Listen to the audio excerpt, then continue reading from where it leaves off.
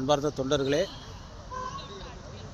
அதிமுகவின் கழக பொதுச் செயலாளர் புரட்சித்தாய் சின்னம்மா அவர்கள் நமது மாண்புமிகு புரட்சித் தலைவி அம்மா அவர்களின் பிறந்த நாளை முன்னிட்டு வீரம் விளைந்த மண்ணிற்கு உசிலம்பட்டி மாநகருக்கு வருகை தருகிறார். ஏழை எளியோருக்கு நலத்திட்ட உதவிகள் வழங்க வருகிறார். அந்த கிரவுண்டை தான் பார்க்குறீங்க. பிஎம்டி காலேஜுக்கு எதிர்த்தாப்பில் உள்ள கிரவுண்டு.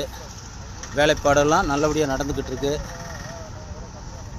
தென்காசி பூசத்துறை அவர் வர்றாரு. தென்காசி மாவட்ட பொறுப்பாளர் பூசத்துறை வருகிறார். பசும்பொன் சேர்மன்